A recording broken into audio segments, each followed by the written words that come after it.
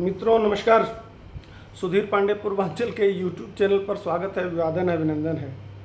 बात करेंगे, प्रशांत किशोर ने एक छुरछुरी छोड़ दिया है कि हम अगर सत्ता में आते हैं तो 15 मिनट आने के बाद बिहार में शराबबंदी को समाप्त करके और शराब के बिक्री को चालू कर दूंगा। अब कुछ लोग कह रहे हैं, हमको भी कह सकते हैं, वाह बेवड़ो वाह, बेवड़ों के तो मजे आ गए। लोग हास्य विनोद व्यंग सब कुछ कर रहे हैं, लेकिन आइए इसको समझते हैं कौन कौन से तर्क आ रहे हैं समर्थन में और कौन से तर्क आ रहे हैं विरोध में। तय आपको करना है। वीडियो पसंद आएगा तो लाइक करिएगा, शेयर करिएगा, सब्सक्राइब करिएगा। तर्क दिए जा रहे हैं कि दुनिया में जो विकसित देश हैं, क्या वो शराबबंदी से विकास किए या कोई दूसरा रास्ता था। सही बात है। दूसरा तर्क यह आ रहा है कि अगर शराबबंदी इतना ही खराब होता तो जिस इस्लाम में शराब बैन है, दुबई भी तो इस्लामिक राष्ट्र है, वहाँ तो शराब बिक रहा है। दूसरा तर्क।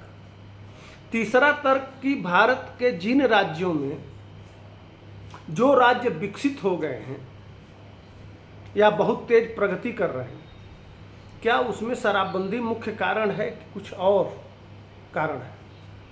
चौथा उदाहरण आ रहा है कि आप यह कह रहे हैं कि भाई शराबबंदी से औरतों का नुकसान होता है,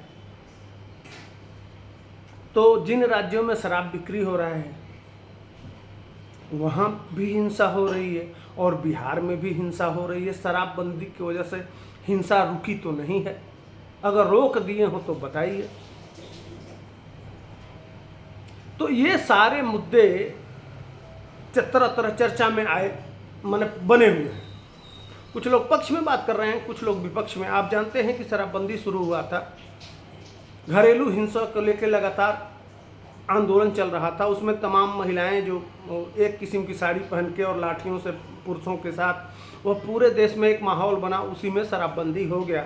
कुछ लोग यह कहते हैं कि नीतीश कुमार जानबूझ के, प्रधानमंत्री चूँकि मोदी थे गुजरात में और उन्होंने शराबबंदी किया था, उसके बाद से प्रधानमंत्री बने, उस मॉडल को अडैप्ट करने के लिए नीतीश कुमार ने इस मॉडल को स्वीकार किया। कुछ लोग यह भी कर रहे हैं।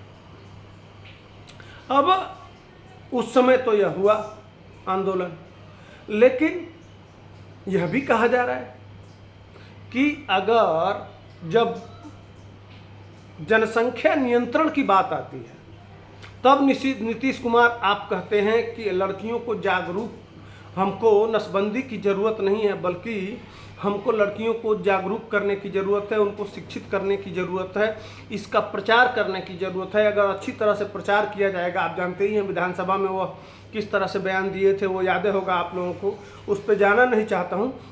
लेकिन लड़कियों को शिक्षित कर दिया जाएगा, महिलाओं को शिक्षित कर दिया जाएगा तो जनसंख्या नियंत्रण अपने आप हो जाएगा। तो उसी फार्मूले को शराबबंदी में कहीं नहीं अडॉप्ट किया जाता है।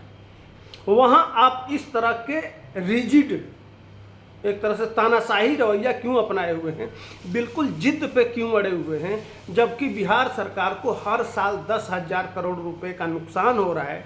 अगर 10,000 करोड़ में सिर्फ चीनी की फैक्ट्री जो बंद हैं उनको चालू किया जाए तो एक साल के बजट से बिहार की कोई ऐसी चीनी मिल नहीं होगी जो चालू ना हो सके। इसके साथ साथ 10,000 करोड़ में सैकड़ों फैक्ट्रियाँ लगाई जा सकती हैं जिसमें हजारों कामगार मिल सकते हैं, उससे पलायन को रोका जा सकता है। यह भी कुछ लोग चर्चा करते हुए पाए गए।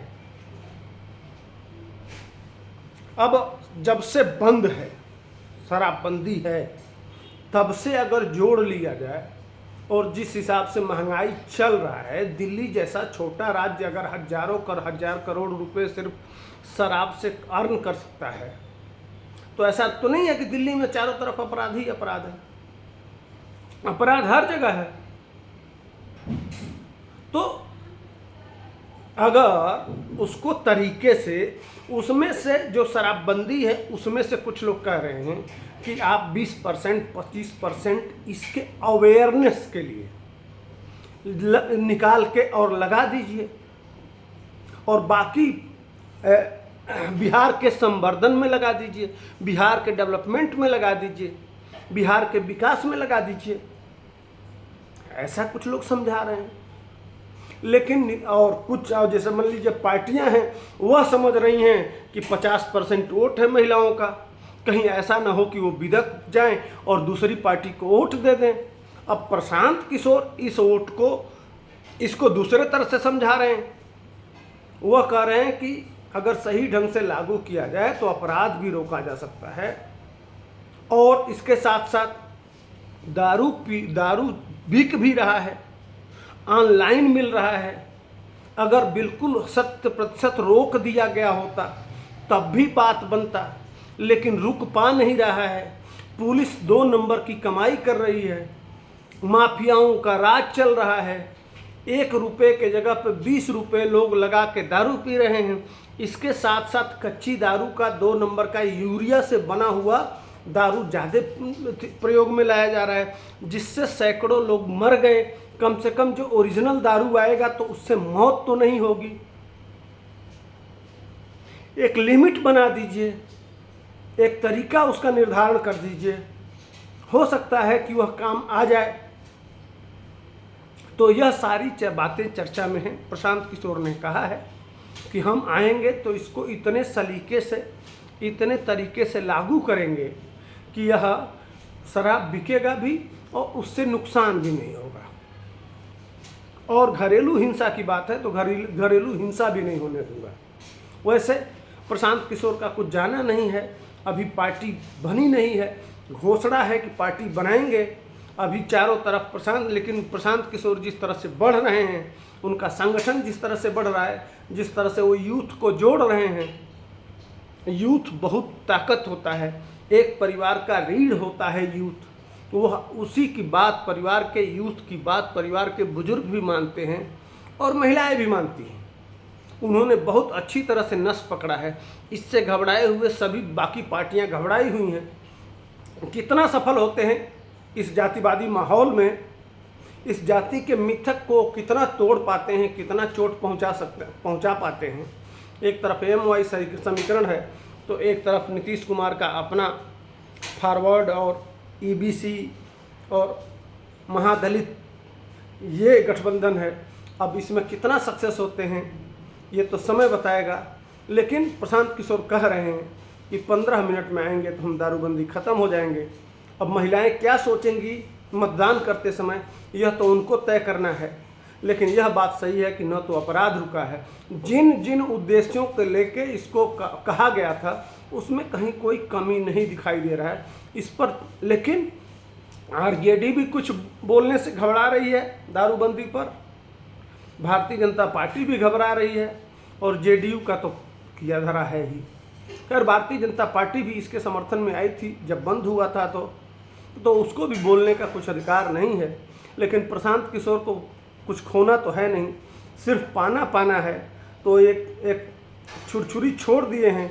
अब छुरछुरी में उनको कितना लाभ मिलेगा यह आइए कमेंट सेक्शन में और बताइए। तब तक के लिए हमको दीजिए इजाज़त, फिर मिलेंगे नए मुद्दे के साथ। जय हिंद, वंदे मातरम।